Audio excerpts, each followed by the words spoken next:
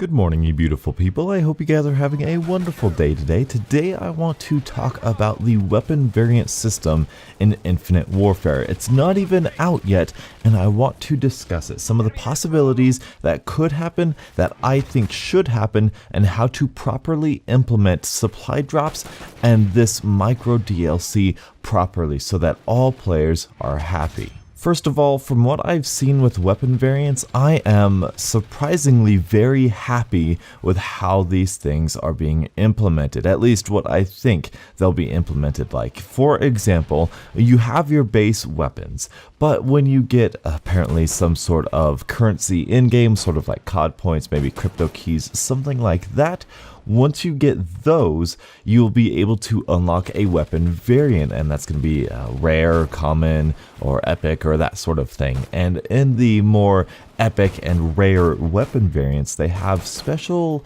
attributes, gun perks they're calling them, but they're more like secondary attachments. This could be like faster reloading, this could be like reduced idle sway, and all of this stuff I'm honestly really excited for. I know that sounds really weird, especially coming from me, right? Liking supply drops, really anybody, but I'll tell you why.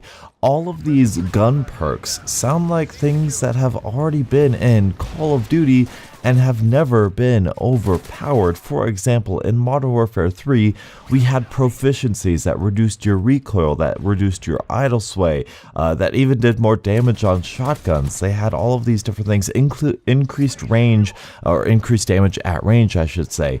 And again, there's really not that big of a deal about them. I mean, they're nice, they're little, but they don't dramatically change the way the gun performs at all. They were balanced, at least in Modern Warfare 3, and then we head on over to, let's say, Call of Duty Ghost, and we have certain attachments that make your weapon deal more damage, but then slow your fire rate down. Exactly what happens in Infinite Warfare with one of these gun perks. And what I'm talking about is the single shot or the 3-burst attachment that nobody used except for me in Call of Duty Ghosts. And that was incredibly fascinating. It's really cool. These attachments that I think are fine in terms of balance are now being implemented into something more of a lottery. Now, I guess you can see how that's sort of negative, how you're locking content behind this RNG paywall perhaps here.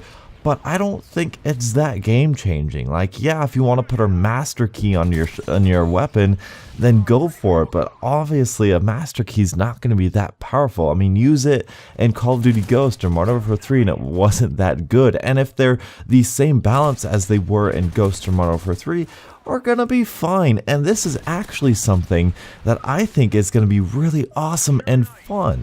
Because back in Call of Duty Ghosts, the reason that I loved their perk system is because they individually balance their perks and all that sort of stuff. And I'm disappointed that the Pick 10 system is coming back for a little bit. But what I liked about the Ghost system is that you can have your attachments, you can have as many attachments as you want, and it doesn't matter. It's not going to be overpowered if you have like all the attachments on your weapon. If you have a silencer, extended mags, fast mag, it's not that overpowered.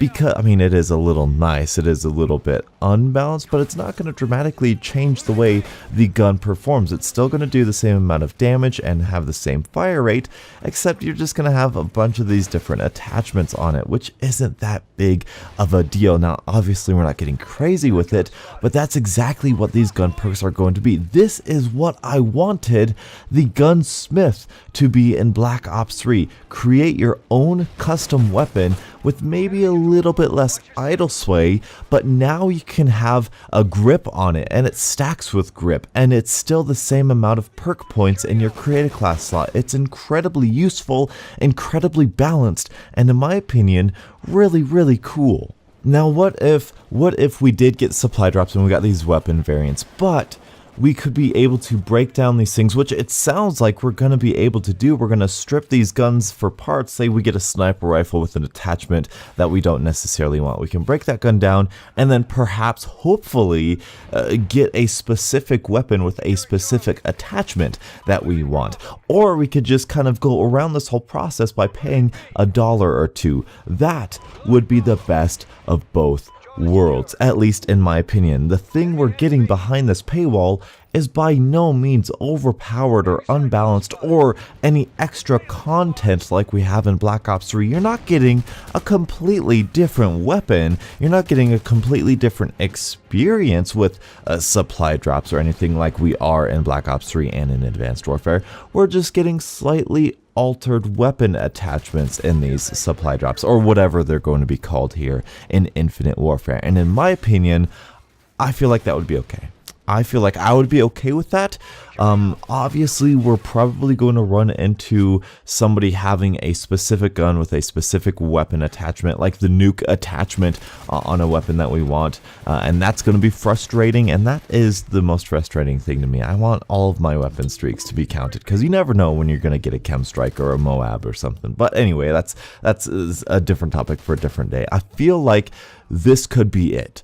If we stay here in this moment, weapon attachments, weapon variants, gun perks, if that's it, you know, maybe character customization as well, that is perfectly fine. I think we were all fine with that. I looked up an old video of mine and said I was perfectly fine with supply drops in Black Ops 3 right before they added different content and different experiences behind a paywall. As long as we keep it there, where it is now, where we're speculating it's going to be, I will be perfectly fine with that, and I think it's going to be actually pretty enjoyable as well, because it feels like you're building up your weapons and customizing them and all that sort of good stuff. But anyway, that's all I have for you guys today. Please tell me your guys' thoughts on the weapon attachments, the weapon perks, the gun perks, and the supposed supply drops, because let's all face it, it's going to be an Advanced Warfare. It's this new stupid style of game development that we're going to have to live with. Let's hope and pray Infinity Ward does this correctly. So anyway, thank you guys so much for watching, and until the next absolutely beautiful Call of Duty morning, I will catch up with you guys later. And as always, stay beautiful. UAV online. Friendly Moab incoming. Advanced UAV online. Securing Alpha.